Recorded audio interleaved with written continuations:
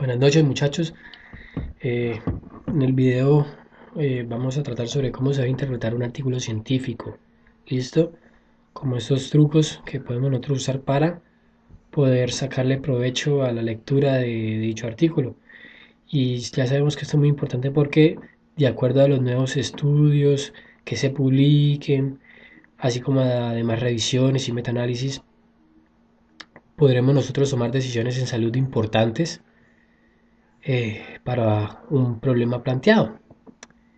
Esta presentación la saqué de estos artículos, hice un consolidado con lo que ellos reportaban y ese consolidado vengo a presentárselos acá, sumado a experiencias previas respecto a la materia. Les recomendaría mucho que se los leyera. Bueno, para empezar, analizar una publicación científica es entender tres cosas: la relevancia clínica, tanto de la pregunta que yo quiero responderme, como el escenario en el cual se hizo esa pregunta. ¿Listo? El estudio, cómo se realizó, qué se obtuvo y para qué me sirve. Más adelante veremos que eh, para comprender bien un artículo científico simplemente tenemos que resolver las WH questions: el qué, el por qué, el para qué, el cómo, el cuándo, el dónde. Si usted es capaz de responderse a esas preguntas, ha entendido un gran porcentaje del artículo científico. Y el tercer elemento importantísimo es el análisis crítico, que hace referencia a la validez interna y a la validez externa de dicho estudio. La validez interna es la metodología que se realizó para lograr a cabo ese estudio. Y la validez externa es la aplicabilidad en otros contextos. La metodología es rigurosa.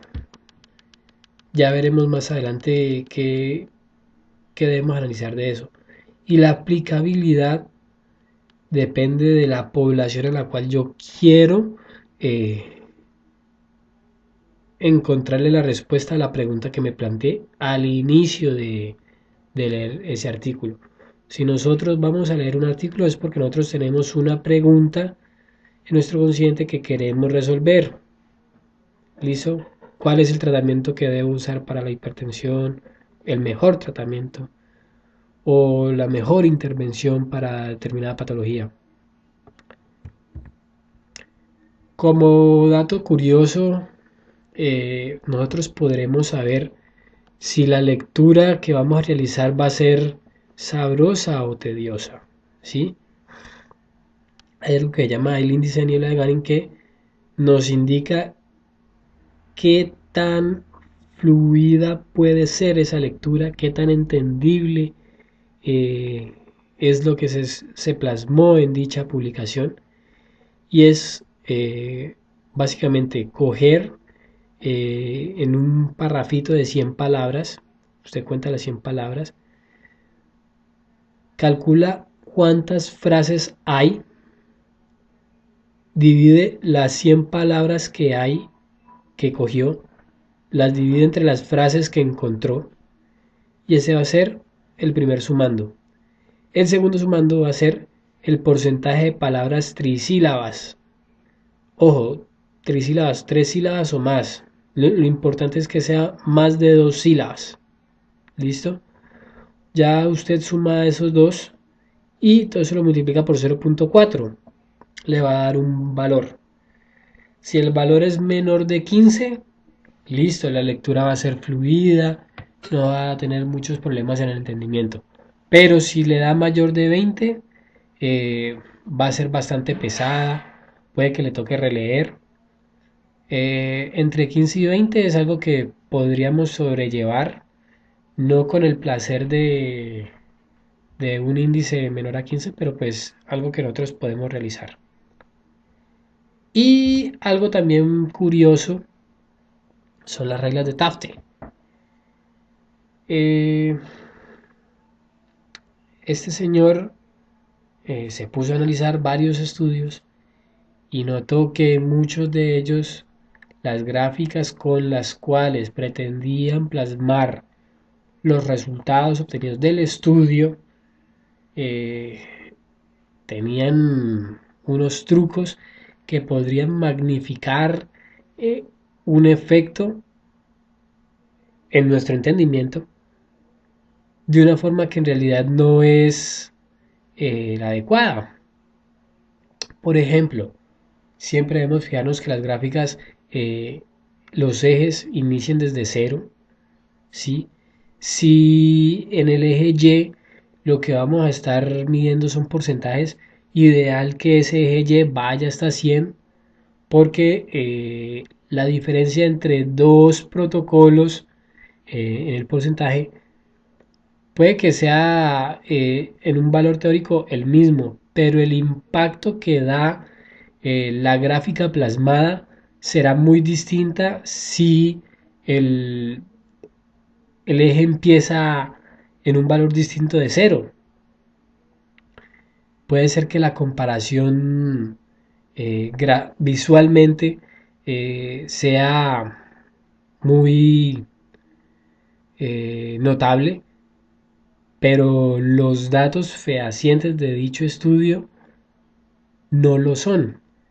Entonces hay que tener mucho cuidado con esas gráficas. Por ejemplo, hay unas gráficas basadas en cono, en vez de las típicas barras, las hacen en conos. Y una barra pues plasmada como cono, que tiene el doble de tamaño en altura a otra barra plasmada en cono, va a dar un impacto mayor, puesto que el volumen de dicho cono es 4 veces el del otro. Entonces hay que tener mucho cuidado con las gráficas y no comer cuento. Los escritores cuando van a hacer su estudio, su paper, se hacen una pregunta, ¿cierto? En base a una problemática que estén viviendo. Esa pregunta la tienen que responder y van a buscar la literatura médica, científica, necesaria que le permita responder a esa pregunta. ¿Listo? Eso con el objetivo de ver qué se ha hecho y si eso que se ha hecho me sirve para yo poder resolver mi pregunta. Si no me sirve eso que se ha hecho, entonces ahí viene la más trozo que es cómo responderla. ¿Listo? Entonces, se deben trazar unos objetivos. Esos objetivos son a donde yo aspiro llegar para poder resolver mi pregunta. La metodología difiere de los objetivos en que son el paso a paso de lo que yo debo hacer para poder llegar a los objetivos y poder resolver mi pregunta. Los datos que se van a obtener a partir de esa metodología son los que van a respaldar al autor en caso tal de que nosotros necesitamos desmentir una hipótesis nula, etcétera. Y las conclusiones son los hallazgos importantes, destacables de dichos resultados, dichos datos, perdón. ¿Al final se cumple el objetivo o me cambió la perspectiva? Esa es la pregunta que nosotros nos debemos hacer siempre que hagamos un estudio o leamos una publicación. ¿Sí? ¿Por qué? Porque si es aplicable y es válido eso que leí, podré tomar una decisión acertada. Entonces siempre debemos preguntarnos eso. ¿Qué si se cumple el objetivo o si me cambió la perspectiva, la idea presupuestada que tenía al principio de leerme dicho paper? Bueno, ahora sí entrando en materia, como todo en la vida, la comida entra por los ojos, así entrarán los artículos científicos.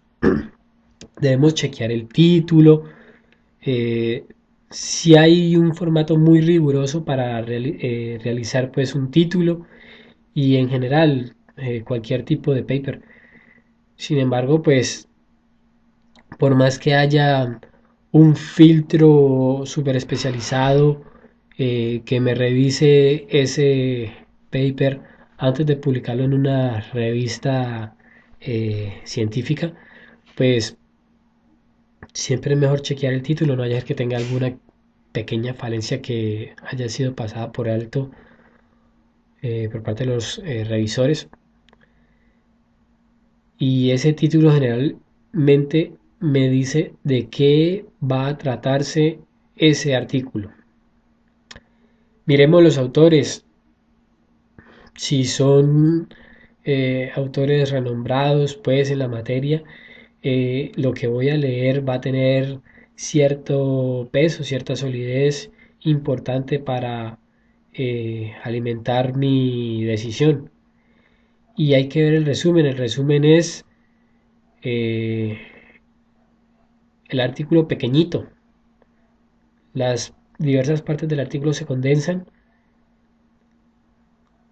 y me permite saber si lo que yo voy a leer me va a ser útil o no. Si el título no me llama la atención, si los autores no son renombrados, no son experimentados en el campo, si el resumen tiene algo que no me atrapa o definitivamente no tiene lo que yo necesito, pues lo descarto, lo desecho, voy por otro.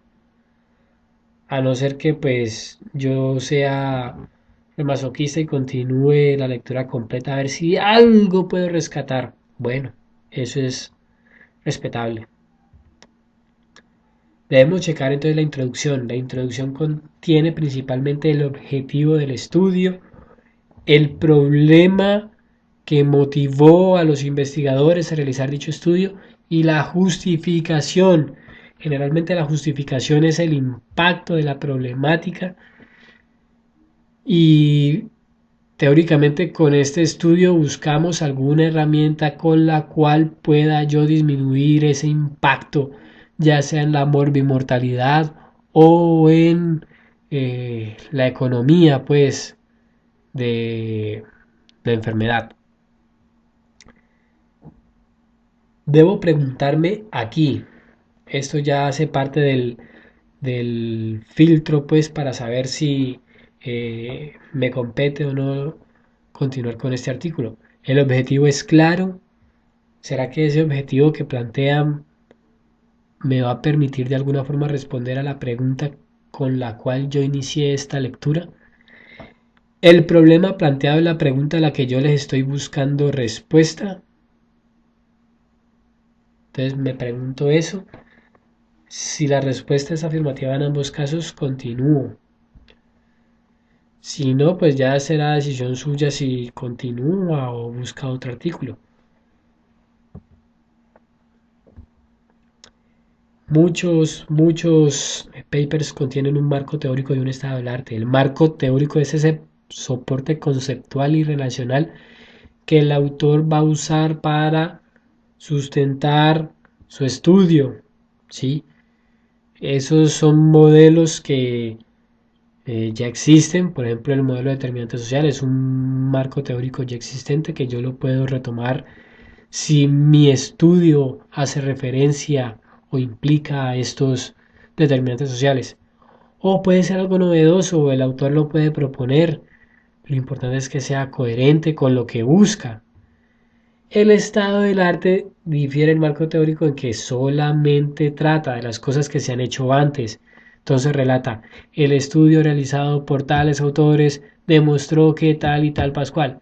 El estudio realizado por estos otros, en cambio, desvalida, bueno, desvirtúa el concepto obtenido por los primeros y así. Pueden pensarse algunos que ya no hay nada que investigar, que ya todo está eh, descrito y realizado y que no hay nada nuevo que encontrar. Si alguien ya realizó algo, entonces yo que tenía la intención de realizar un estudio similar ya me quedé impedido. No siempre es así. La originalidad de un estudio quizás no reside en si alguien ya lo hizo. La originalidad reside en si eso le aporta algo nuevo al conocimiento. Puede ser que alguien ya haya hecho un estudio, eh, por ejemplo, en el manejo de insulinas en paciente diabético, pero qué tal que nadie haya hecho eso en lo referente al tiempo de tratamiento de las insulinas. O sea, yo puedo aportarle algo novedoso, algo de valor. ¿Cómo podemos dar esa originalidad? Bueno, puede ser que el estudio que se haga o el estudio que estoy leyendo es más grande en cuanto a muestra o es de mayor duración o tiene un peso sustancial pues a la problemática. Puede ser que tenga una mejor metodología. Muchos estudios eh, buscan es una mejor metodología. Puede que le otorgue mayor significancia a un metaanálisis. O este es el que para mí es el más interesante. Trata en una población diferente. Por ejemplo, hay estudios antihipertensivos en población blanca. ¿Qué tal que este aporte nuevos datos, pero en población negra? ¿Ya? Puede ser que este trate un problema clínico importante. Sí, eso quizás no lo hayan mencionado antes. O con este artículo, con este estudio, se justifica nueva evidencia. En eso, todo eso radica la originalidad.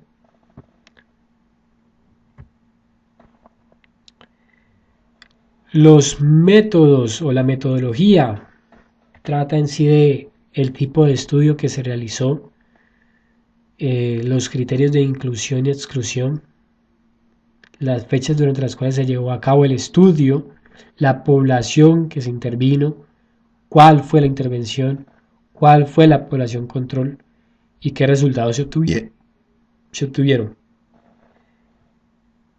Me debo yo preguntar, ¿el diseño que se realizó es el adecuado? ¿Es el apropiado? Si yo busco asociación, pues yo necesito es leer estudios o hacer un estudio de casos y controles. Me debo preguntar si el estudio está enmascarado. Es ideal que los estudios aleatorizados tengan un doble ciego porque así se evita el sesgo de los doctores en cuanto al tratamiento del paciente. Quizás sin este sesgo un doctor se da cuenta de que un paciente está recibiendo un tratamiento que no le beneficia, le hará sus modificaciones y esto tiene una repercusión importantísima en los resultados. Entonces, evaluemos eso. Siempre tengamos en cuenta qué se está comparando. Más adelante vamos a ahondar sobre esto. ¿Qué se midió? ¿Cómo se midió? ¿Está validada la unidad de medida que se utilizó? ¿Es la muestra suficiente? Mira que entre más grande sea la muestra, mayor significancia estadística tendrá el estudio. ¿Qué es significancia estadística? Es la probabilidad de que los resultados obtenidos no se deban al azar. ¿Sí? Siempre mire en la metodología el seguimiento de los pacientes. A veces muchos en un estudio pues longitudinal se pierden. Puede ser que mueran, puede ser que se les acaba el medicamento y no siguen en el estudio o se deja de tener contacto con ellos. Entonces, eso también tiene una repercusión. Verifique que la pérdida sea menor del 20% para que el peso pues del estudio continúe y no se pierda. Mira a ver si la duración del estudio es la adecuada. A veces estos estudios duran un año pero las manifestaciones clínicas se obtienen a los 5 o a los 10 años. Hay que evaluar si se usó apropiadamente el test estadístico. Esto ya no es objetivo de esta charlita, pero eh, hay test que evalúan la normalidad de los datos.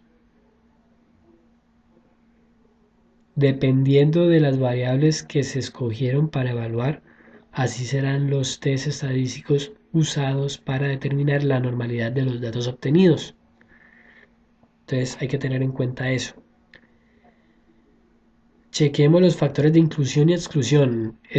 Los factores de inclusión son variables a evaluar y son los que me indican la potencialidad del estudio, ¿sí?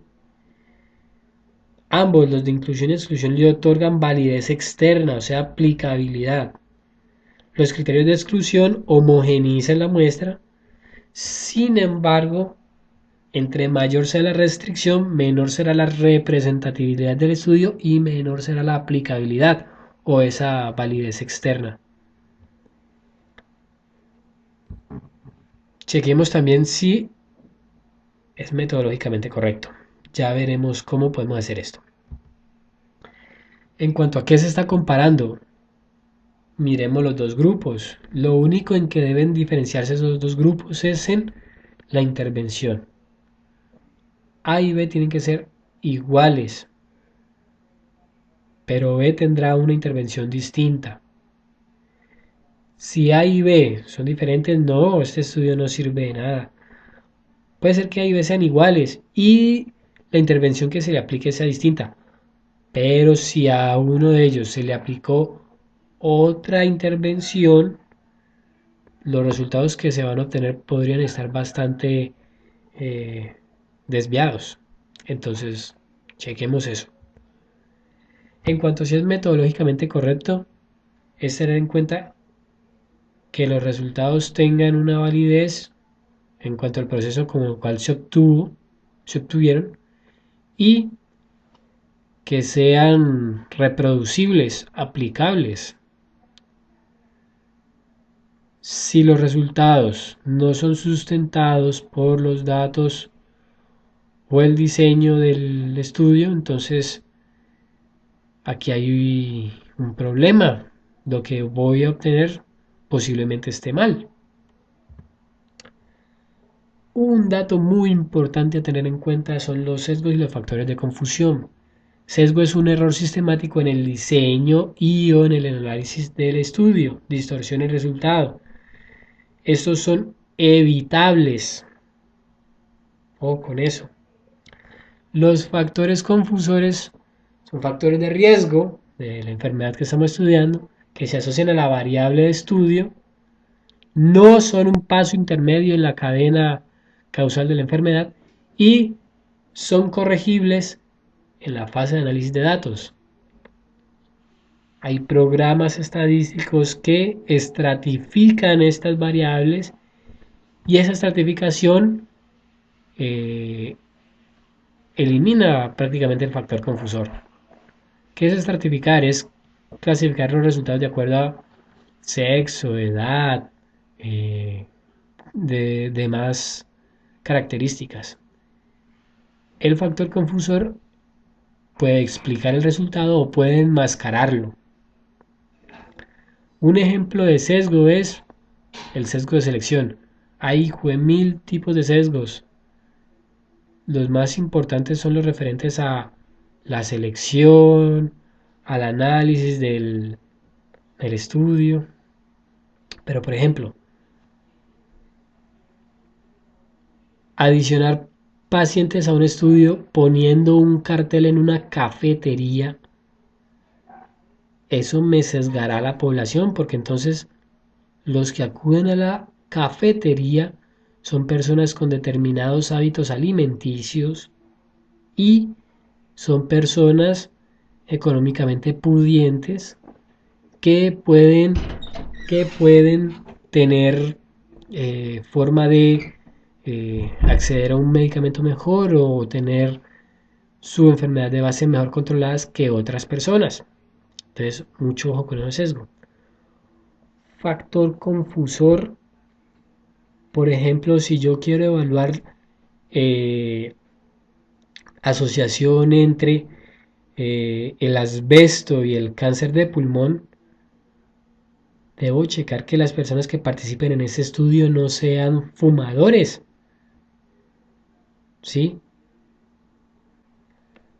Las conclusiones son los hallazgos importantes a resaltar.